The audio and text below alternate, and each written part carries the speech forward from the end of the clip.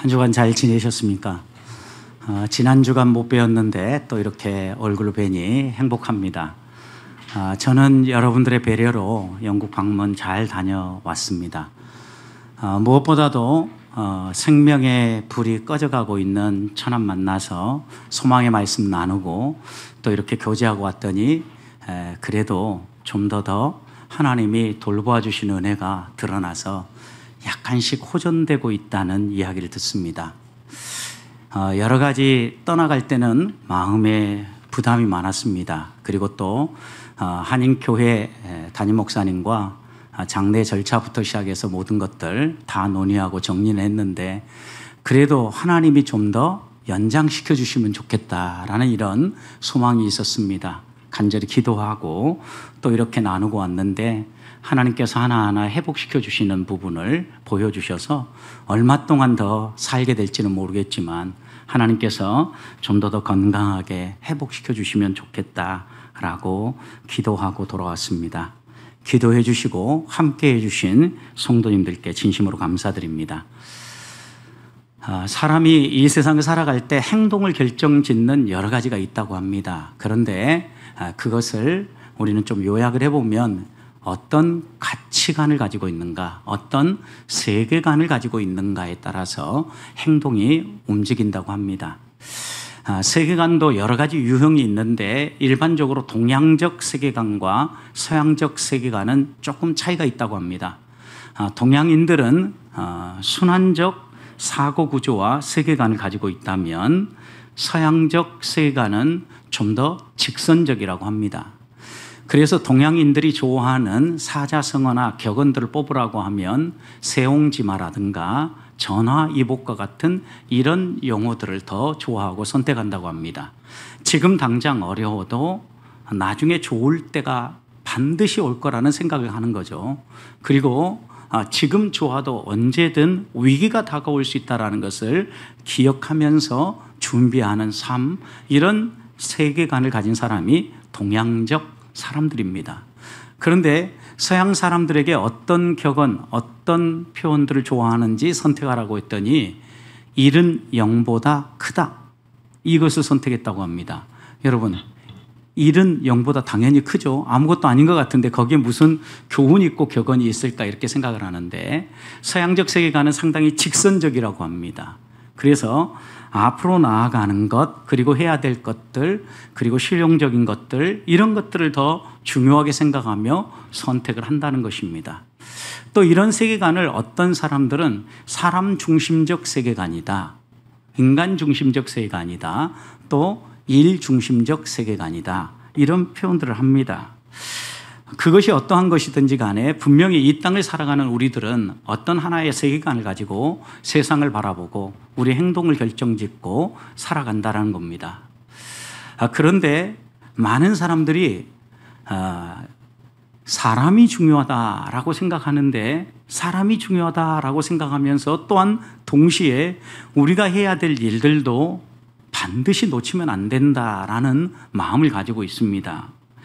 그래서인지 우리가 동양적 세계관을 가지면서도 서양적 세계관을 좀 더 수용하기 시작했고 또 서양적 세계관을 가진 사람들도 동양적 세계관의 장점들을 하나하나 받아들이면서 요즘은 융합이 대세인 시대로 가고 있다고 합니다. 그래서인지 우리나라 사람들의 삶들도 많이 변화돼 가고 있는데 올해 3월 국무조정실 산하에 있는 한국보건사회연구원에서 19세에서 34세까지의 청년 자녀를 둔 가구가 있는 15,000세대를 대상으로 조사를 했다고 합니다. 청년들이 어떤 때 제일 힘들고 어떤 때 낙심이 되는가 물었더니 무기력한 탈진 상태를 경험하는 대부분의 경우는 진로에 대한 불안감이 있을 때다라고 대답을 했습니다. 약 38%가 이렇게 대답을 했는데 미래에 대한 불투명한 환경이 지금 현재 젊은 세대들에게는 가장 어려운 문제로 부각되고 있다는 겁니다. 여러분, 그런데 생각해 보십시오. 우리가 어떤 부분에 열심하고 힘쓰고 애쓰면 지금 앞이 깜깜하고 어두워 보인다 할지라도 그 부분이 변화될 것이라는 기대를 갖지 않습니까? 근데 이런 기대가 무너져 버리면 탈진화되고 낙심하게 되어진다는 거예요. 직선적 사고방식을 통해서는 어떻게 생각해 보면 지금 깜깜한 이 환경이 해결되기 어렵다라고 생각하면 낙심하게 되고 포기하게 되는 것입니다. 그래서 젊은 세대들에게 그들의 삶에 있어서 소중한 가치가 뭐냐라고 물었을 때 좋은 직장을 갖는 것이고 장래에 더 많은 수입을 얻는 직장에 들어가는 것이다 라고 대답을 했습니다. 적어도 우리의 삶에 있어서 돈이라는 가치가 미치는 영향력을 가소평가할 수는 없습니다. 우리의 삶의 많은 부분을 좌우하기 때문입니다. 그렇지만 여러분 생각해 보십시오. 지금 가지고 있는 돈이 계속해서 늘어난다라는 보장도 없고 또 지금 많이 가진 것이 계속해서 유지된다라는 보장도 없습니다. 결국 동양인들의 세계 속에서 돈이라는 것은 있다가도 없고 없다가도 있고 돌고 도는 게 돈이다. 이런 세계관을 가지고 생각을 합니다. 그런데 하나씩 모으고 또 쌓지 않으면 큰 것을 가질 수 없다라고 생각하는 것도 역시 우리에게 필요합니다. 그래서인지 우리 젊은 세대들이 이제 열심히 이렇게 자신의 꿈을 펼치고 보다 풍성한 삶을 살기 위해서 달려갈 때 어떤 직장이 좋은 직장인가, 어떻게 하면 돈을 많이 버는가, 여기에만 집중한 채 직장을 구하고 있고 내가 직장 생활을 하면서 어떻게 하면 사회에 기여를 하고 또 봉사를 하고 다른 사람을 더 많이 도울 수 있을까, 이런 생각은 사뭇 사라진다는 이야기입니다.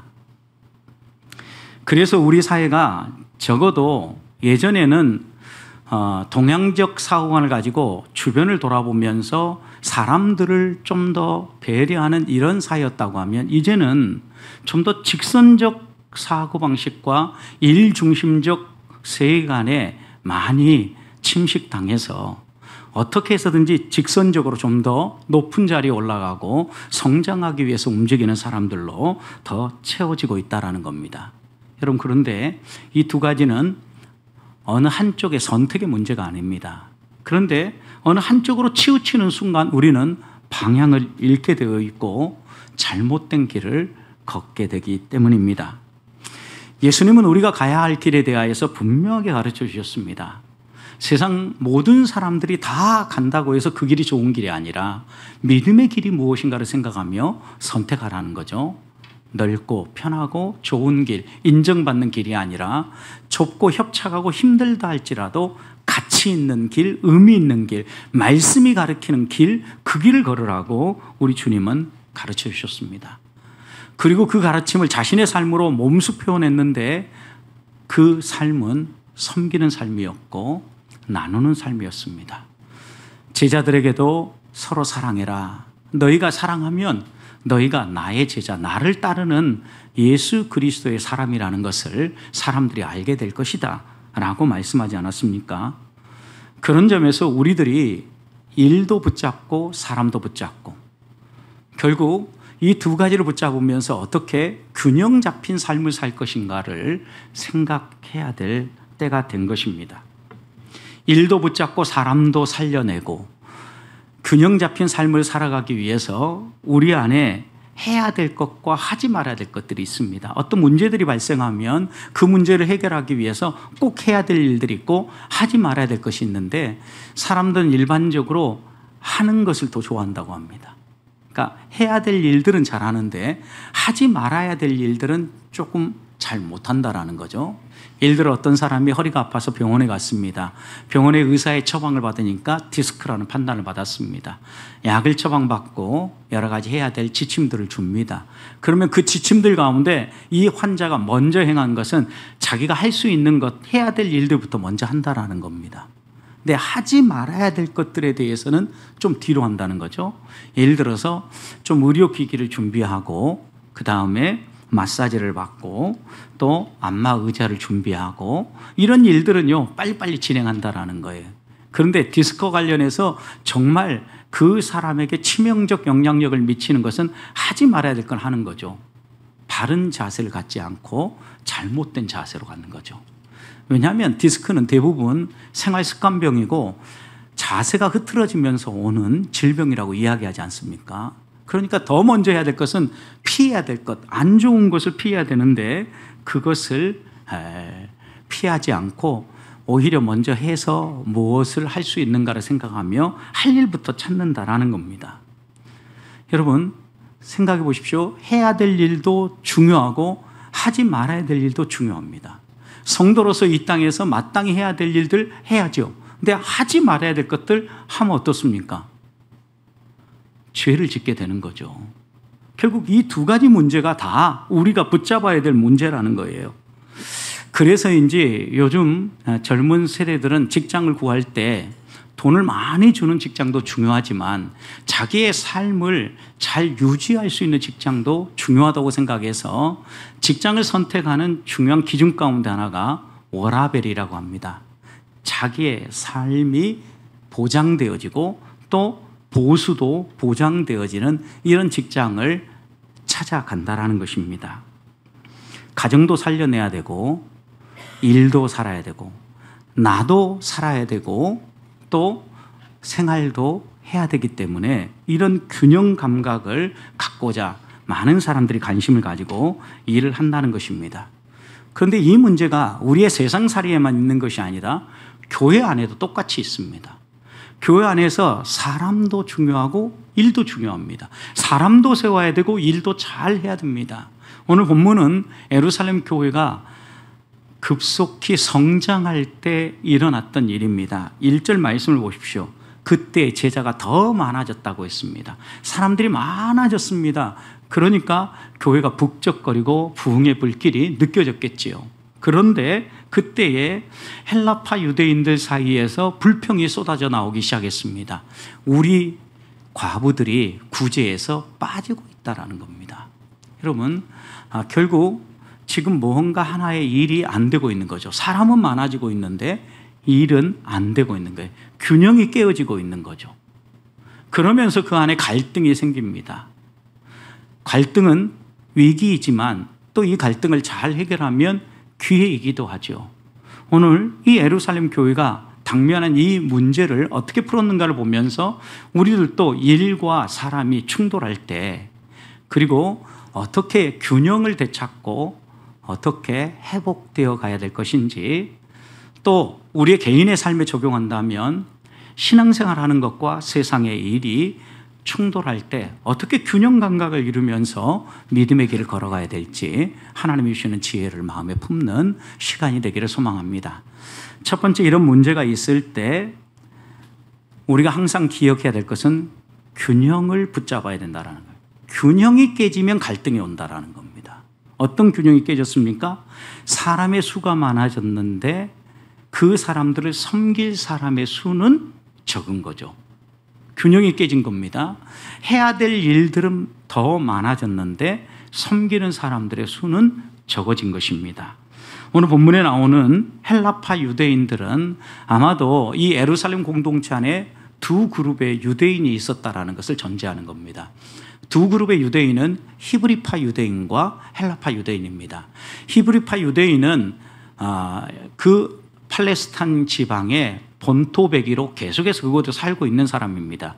언어는 아람어를 썼고 그들은 성전을 매우 중요하게 여겼으며 율법을 철저하게 지키고자 애쓰는 그룹이 바로 이 히브리파 유대인들이라고 말할 수 있습니다. 지금 12제자를 중심으로 하여 예루살렘에 모여있는 대부분의 사람들은 히브리파 유대인이라고 말할 수 있습니다. 그런데 여러분 여기에 등장하고 있는 헬라파 유대인들이 여러 가지 이유로 사도행전의 이야기를 보아도 흩어지기 시작하지 않습니까? 그래서 디아스포라 유대인들이 있었던 겁니다. 흩어진 유대인들이 있었던 겁니다. 근데 이 유대인들은 적어도 1년에 3차례는 반드시 성전에 올라와서 하나님을 예배해야 된 겁니다. 자신들이 생활하는 곳이 어디든지 간에 예배당에 올라와서 성전에 올라와서 예배하고 자기 고향으로 돌아가는데 여러분 계속해서 이 일을 반복하다 보면 어떤 때가 되면은 고향에 그대로 남고 싶은 마음들이 들겠죠. 그래서 이 흩어진 유대인들이 다시 자기가 살던 곳으로 돌아가지 않고 예루살렘에 남기로 결정한 거예요. 나의 노년을 성전 가까이에서, 예배당 가까이에서 마무리 짓는 게 더 좋겠다라고 생각하고 자기가 살던 곳으로 돌아가지 않고 팔레스타인의 고향에 머문 사람들, 이 사람들을 헬라파 유대인이라고 말할 수 있어요. 그래서 이들의 언어는 헬라어였고요. 이들은 율법이라든가 성전에 대해서는 좀 더 관대한 태도를 가지고 있는 사람들이었습니다. 그런데 일을 하다 보면요, 공교롭게도 꼭 어떤 한 그룹이 빠지게 돼요. 히브리파 유대인들이 대부분이었고 헬라파 유대인들은 아무래도 상대적으로 좀 더 수가 적었을 것 같은데, 이 헬라파 유대인들 가운데 과부들도 있었던 겁니다. 그런데 히브리파 유대인들 가운데 과부가 된 사람들은 잘 섬김을 받았는데 헬라파 유대인에 속해 있는 과부들은 섬김을 받지 못한 거예요. 본문에 매일의 구제에서 빠졌다. 매일매일 음식, 먹을 식량, 하루하루 먹을 양식을 배달해 주어서 그것을 먹고 생계를 유지하는 사람들인데 그 구제가 빠졌다라는 거예요. 얼마나 심각한 타격이 다가왔겠습니까? 매일의 구제에 빠졌으니까. 여러분, 하루 벌어 하루 먹는 사람, 하루 일을 쉬면 하루는 굶어야 되는 거죠. 지금 그런 상황인 거죠. 여러분, 그런데 여기에 빠졌다라는 것은 단순히 그냥 한번 빠지고 지나간 게 아니라 소홀히 여기다, 그 다음 무관심하다, 이런 의미가 여긴. 그러다 보니까 헬라파 유대인들 사이에 어떤 불만이 생겼냐면, 아니 자기들이 대다수라고 우리에 대해서, 소수인 우리에 대해서는 무시하는가 보다. 뭐 우리도 똑같은 유대인인데 왜 이렇게 차별하나? 이런 불만들이 더 나오니까 공동체 갈등이 생긴 겁니다. 사탄은요, 조금만 틈새가 있어도 그 틈새를 삐집고 들어와서 공동체를 흔드는 존재입니다. 아주 사소한 차이이지만 그 사소한 차이를 문제시하고 또 그것으로 말미암아 서로 적대 관계를 유지하도록 만드는 게 사단의 역할이라는 겁니다. 지금 예루살렘 공동체도 그런 위기에 놓인 겁니다. 부흥일로에 있을 때 항상 이렇게 공격해오는 세력들이 있는 겁니다. 왜 이런 문제가 생겼을까요? 가장 우리가 생각해 볼 수 있는 이유는 몇 가지가 있습니다. 하나는 소통의 문제일 겁니다.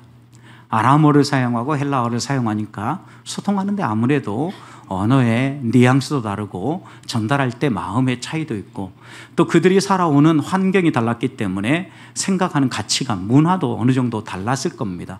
이런 것들 때문에 소통의 문제가 생기고 또 어느 한 그룹이 빠질 수도 있었을 거라는 거예요. 또 하나는요, 사람들이 많아졌잖아요. 그러면 구제해야 될 사람들도 많아졌겠죠. 그러면 섬길 사람들의 수도 어때야 돼요? 많아져야죠. 그런데 지금 이런 조치들이 하나도 취해지지 않고 있는 거예요. 이 사람들은 많아지는데, 일은 많아지는데 일할 사람은 없어요. 이런 균형이 지금 깨지고 있는 거죠. 그러니 그 안에 갈등이 생기고 있다는 겁니다. 여러분, 그런데 이런 갈등이 생겼을 때 갈등을 해결하는 예루살렘 공동체, 성령의 지배를 받았던 예루살렘 공동체는 어떻게 이 문제를 해결하는가 보십시오. 2절, 12 사도가 모든 제자를 불러 이르되 우리가 하나님의 말씀을 제쳐놓고 접대를 일삼는 것이 마땅하지 아니하다 그랬어요. 여러분, 여기에서 관심을 가져야 될 것은요, 우리예요. 우리. 여기에 우리는 누굽니까? 12 사도들이죠. 12 제자. 본문에 나오는 많은 제자들과 12 제자는 구분하셔야 됩니다. 12 제자는 사도이고 여기에 제자들은 제자들의 수가 많아졌다 할 때 제자들은요, 예수 그리스도를 개인의 구주로 영접한 성도를 이야기합니다. 성도의 수가 많아졌다는 거예요. 구분해야 되는데 12 사도 곧 지도자들이죠. 히브리파 유대인으로서 이 지도자들이 사람들을 모집했습니다. 그리고 이렇게 얘기한 거예요. 우리가 문제다. 너희들이 문제라고 얘기하지 않냐고, 질서를 유지하지 않고 막 니네들이 섞여 있어서가 아니고 우리가 문제다라고 이 12 제자들이 먼저 얘기한 거예요. 여러분, 갈등이 발생할 때 갈등을 해결하는 제일 지혜로운 방법 가운데 하나는 문제의 원인이 어디 있다라고 보는 거예요? 나에게 있다고. 나에게서부터 찾아야 돼요. 우리가 이것이 사라지면은요, 자꾸 다른 사람에게 책임을 전가하게 되고 그 문제를 다른 사람이 무언가를 해줘야만 풀린다라고 생각하면 그 갈등은요, 해결되지 않아요. 사도들은 어떻게 했습니까? 우리가 마땅히 해야 될 일들을 하지 않고 다른 일들을 하다가 우리가 하나님의 말씀 그리고 또 기도하는 일, 여기에 집중해야 되는데 이거 하지 않고 다른 일 하다가 이 모든 일들을 하지 못했다. 또 표현해 보면 우리가 할 수 있는 일에 한계가 있는데 우리가 이 모든 것을 다 하려고 우리 손에 모든 일들을 쥐고 있다 보니까 문제가 발생했다. 실제로 문제는 우리다. 우리가 잘못한 거다. 지금 이렇게 이야기를 하고 있는 겁니다. 그러면서 이 갈등의 문제를 풀어가는데 성도 여러분, 여기서 우리가 일과 사람의 균형이 깨질 때 제일 먼저 살펴야 될 것은 우리 자신이라는 걸 잊지 마십시다. 갈등은 대부분 나로부터 시작합니다. 내가 먼저 하나님 앞에 바로 서서 바르게 대응해야만 문제는 풀어집니다. 한 주간을 살아가는 동안 여러 가지 문제들을 대면할 때 상대방에게 책임을 전가하거나 문제를 찾아내고자 하지 말고 먼저 나 자신을 살피는 데부터 시작합시다. 혹시 내가 균형을 놓치고 있는 건 없는가? 내가 바꿔야 될 것은 없는가? 나를 살피면서 문제를 풀어가므로 말씀도 살아나고 기도도 살아나고 영성도 살아나고 갈등도 해결되어지는 이런 은혜를 경험하는 성도들이 되시기를 주님의 이름으로 축복합니다.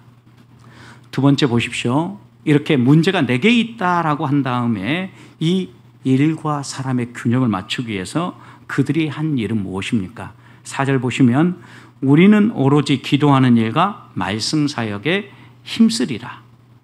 그리고 난 다음에 3절에서 뭐라고 얘기합니까? 3절에서는 우리가 이런 사람을 세우자. 이런 사람을 세워서 구제의 일을 하게 하자라는 거예요. 여러분, 그러니까 지금 이들은 문제 분석을 정확하게 했고 이 문제를 풀기 위해서 사람을 세워야 되겠다라고 생각한 거죠. 지금 문제가 발생하니까 야, 그러면 일을 좀 줄이자라든가 아니면 지금 혜택을 못 받고 있는 사람들을 위해서 우리가 좀 더 힘쓰고자 애쓰기보다는 이 일을 좀 더 효과적으로 하기 위해서 누가 이 일을 잘할 수 있는가를 생각했고 또 그 다음에는 그 일에 적합한 사람들을 세워야 되겠다라고 생각을 했다라는 겁니다.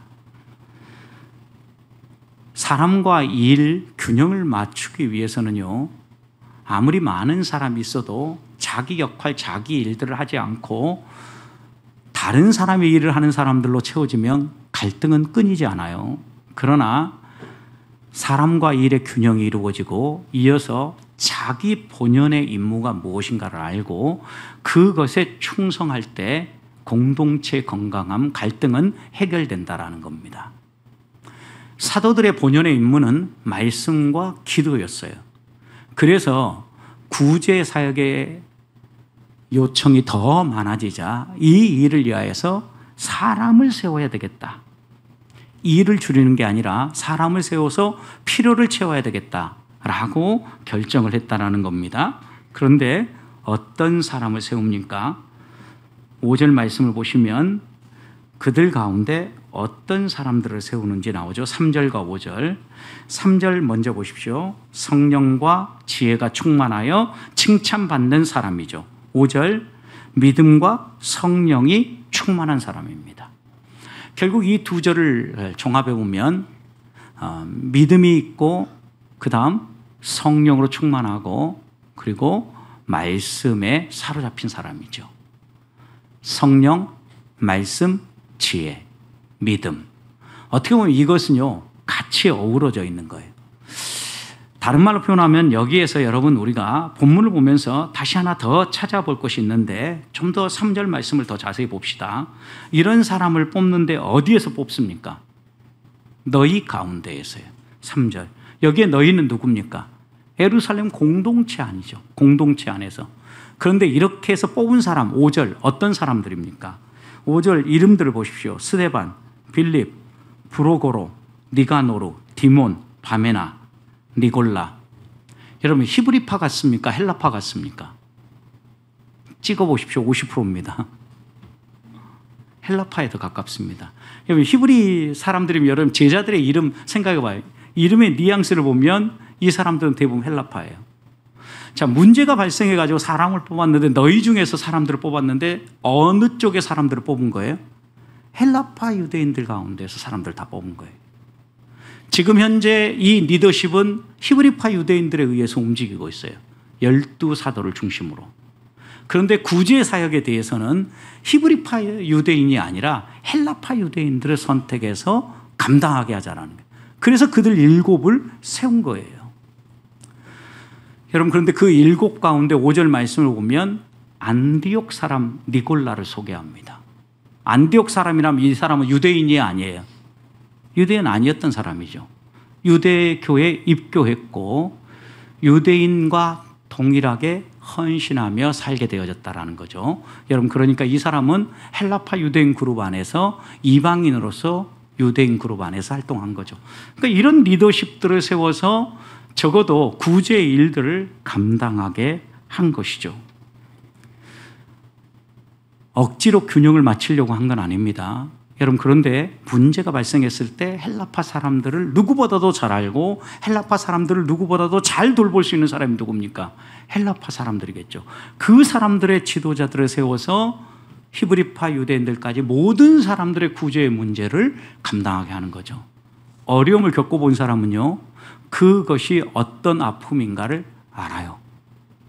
그렇다면 이 헬라파 유대인들은 그들의 아픔을 근거해서 이 구제가 빠지지 않도록 얼마나 애쓰고 힘써서 잘 감당했을까요? 여러분 사람을 잘 세운 거죠. 또 성령과 지혜, 믿음이 충만한 사람을 세웠죠. 이 얘기는 뭐예요? 세상적 실력과 기준을 따라서 사람을 세우지 않았다라는 거예요. 뭘 본 겁니까? 믿음을 본 거죠. 영적인 사람을 선택한 거예요. 주의 일은요, 세상의 전문적인 지식을 가지고 일하는 것이 아니라 하나님의 은혜로 섬기는 것이라는 것을 가르쳐 주는 거죠.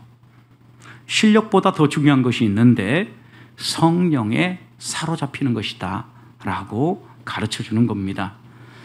하나님께 무릎 꿇음으로 하늘로부터 흘러나오는 지혜와 힘을 가지고 섬기는 사람, 이 사람이 주의 일꾼이에요. 이런 사람을 세웠다라는 거예요. 또 거기에 칭찬을 받는 사람이라고 그랬습니다.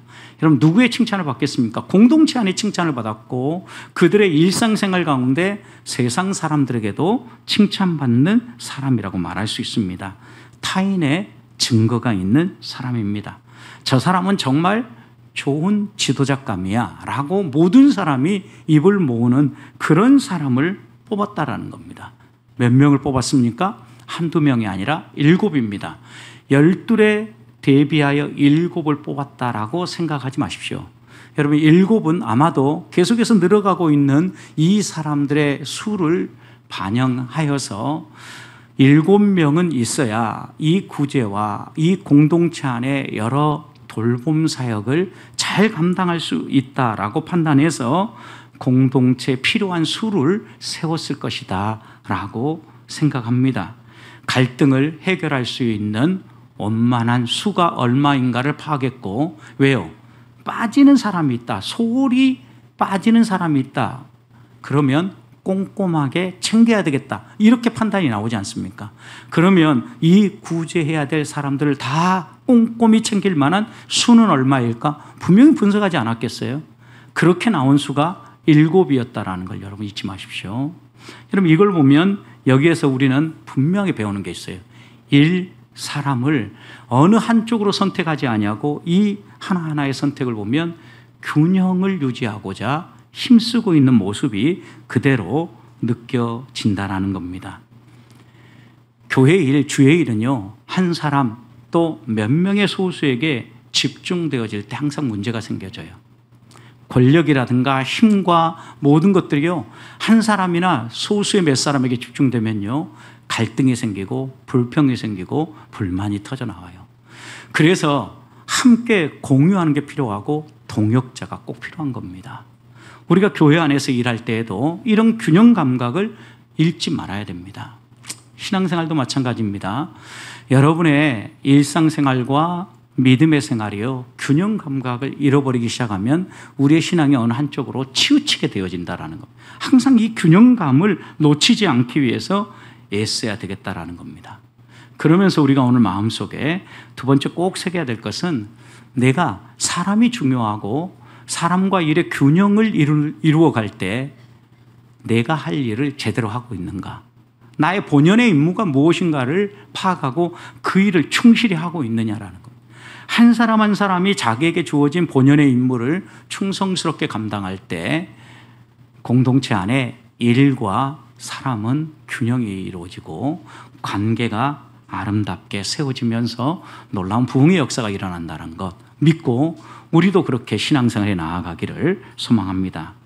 마지막입니다. 마지막은요, 좀 더 우리가 일과 사람의 문제를 풀어감에 있어서 직선적이거나 순환적이거나 어떤 한쪽의 세계관을 가지고 볼 게 아니라 좀 더 통합적인 시각을 가지고 바라봐야 합니다.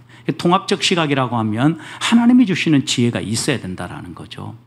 여러분, 제자들이 이 문제가 터졌을 때 제일 먼저 했을 것은 본문에 나와 있지 않지만 이들은 기도했을 겁니다. 그리고 하나님이 주시는 지혜를 가지고 사람을 세워서 부족한 이 문제를 해결해야 되겠다. 우리가 모든 일을 다 하려고 하는 것은 어리석은 행동이다. 이런 여러 가지 지혜들을 얻었을 거라는 거예요. 저는 이것이 통합적 시각이라고 생각을 합니다. 어떻게 보면 이 세상에 여러 가지 모든 것들을 균형 있게 통합해서 볼 수 있는 안목을 갖는 것, 성숙한 그리스도인이 된다는 의미이기도 합니다.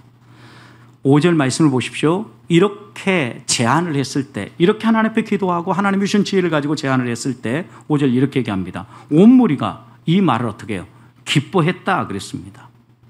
온 무리가 그 통합적 시각에 대해서 기쁘게 받아 주었다라는 겁니다. 준비된 사람을 적재적소에 세워서 부족한 부분을 메꾸게 하는데, 특별히 이 모든 일들을 처리하는 방식과 해결책에 대해서 기쁘게 생각한 겁니다. 사람도 세우고 일도 살려내는 이 방법을 모든 사람이 좋아했다는 말씀입니다. 사람들은 흔히 이렇게 얘기합니다. 일 중심적인 사람은요, 인간성이 떨어지고 업무 능력은 뛰어난데 인간성이 떨어진다 얘기하고, 일 중심적인 사람은요, 업무 능력은 뛰어나지만 인간미가 떨어진다 이렇게 이야기를 합니다. 여러분, 정말 그렇습니까? 때때로 그렇게 느껴지기도 합니다. 어떤 경우는 그 말이 맞기도 합니다. 그런데 여러분, 우리들이 기억해야 될 것이 있습니다. 일 중심이나 관계 중심 어느 한쪽으로 우리의 삶이 치우치는 순간 문제가 더 어그러진다라는 겁니다. 일과 사람, 일과 관계는 통합적으로 함께 바라보고 붙잡아야 될 것이지 선택의 문제가 아니라는 겁니다. 여러분, 그래서 일과 사람을 함께 붙잡는 방법이 무엇이겠습니까, 여러분? 능력이 안 되는데 많은 일을 하도록 어느 자리에 세워서 그 사람에게 부담을 지우는 것은 문제가 되는 거죠. 그 사람의 능력을 정확하게 보고 그 사람이 그 일을 할 수 있는 자리에 세우는 거예요. 제자들도 자신의 능력의 한계를 넘어섰다는 걸 알았기 때문에 멈춰서고 다른 사람을 통하여서 이 일을 해야 되겠다라고 생각하고 사람을 세운 것 아니겠습니까? 사람도 잘 세우고 일도 잘 처리하니까 어떤 결과가 왔는가 보십시오. 통합적 시각을 가지고 이 문제를 풀고 나니까 7절, 하나님의 말씀이 점점 왕성하여 예루살렘에 있는 제자의 수가 더 심히 많아지고 허다한 무리의 제사장도 이 도에 복종하니라. 여러분, 하나님의 말씀이 더 왕성하게 퍼져갔다. 복음 전도 사역이 확산되어졌다. 그리고 제자의 수가 많았다. 교회가 수적으로 부흥하게 되었다. 여러분, 그런데 여기 한마디 더 덧붙이는 게 있습니다. 어떤 놀라운 은혜의 역사가 있는가? 복음의 능력을 보여주는데 허다한 제사장의 무리도 이 도에 복종했다. 여러분, 이 제사장 뭐 하는 그룹입니까? 유대교 신봉자들이죠. 성전 제사를 책임지는 사람이죠. 성전의 경비도 하고 또 여러 가지 역할들을 합니다. 이 제사장 그룹 안에서 사두개인들도 나오고 또 말씀을 연구하고 가르치는 사람들도 나오고 이 제사장 그룹 안에 다 포함됩니다. 그런데 이들이 제사장직을 포기한다는 건 무엇입니까? 유대교를 포기한다는 거죠. 여러분, 그러면 이들은 뭐 먹고 살겠습니까? 먹고 살 게 없어지는 거죠. 생계가 끊어진다는 의미가 이 안에는 담겨져 있는 겁니다. 그들은 생계도 포기하고 모든 걸 다 내려놓고 예수 그리스도, 그들이 전에 핍박하고 그들이 전에 십자가에 못 박았던 그 예수 그리스도를 믿기로 작정하고 신앙생활을 시작했다라는 거예요. 여러분, 이게 복음의 능력이죠. 어떻게 보면 우리가 일과 사람 이 두 가지 어느 한쪽만을 살려내 가지고는 이런 일들이 안 살아납니다. 일도 살려내고 사람도 건강하게 세우고 교회가 건강하게 서면은요, 예수 그리스도를 믿는 사람들을 비난하고 핍박하고 공격했던 사람들도요, 이렇게 죽게 돌아오면서 심지어는 자신의 세상의 일들, 생계까지도 다 내려놓고 믿음의 길을 선택하며 나오는 사람들이 일어난다는 것입니다. 하나님의 일은 이렇게 이루어집니다. 하나님이 교회를 세우셨습니다. 때때로 교회가 핍박을 당하고 어려움을 겪는 것 같지만 그렇게 핍박받는 교회를 다시 하나님은 붙잡으시고 세워서 순교당하는 사람들의 피가 복음의 씨앗이 되어서 더 많은 사람을 주께로 인도했고, 또 이방인들 한 사람 한 사람 회개하고 회심하고 주께 돌아오면서 복음이 땅끝까지 선포되어 갈 수 있도록 예루살렘 교회를 건강하게 세우신 겁니다. 저는 우리 교회도 하나님이 이렇게 만져주셔서 우리 교회를 통하여서 이 지역사회뿐만 아니라 땅끝까지 생명의 복음이 흘러갈 수 있도록 사람도 세워지고 일도 바로잡아지는 이런 놀라운 은혜의 역사가 우리 교회 안에서 지속될 수 있기를 주님의 이름으로 축복합니다.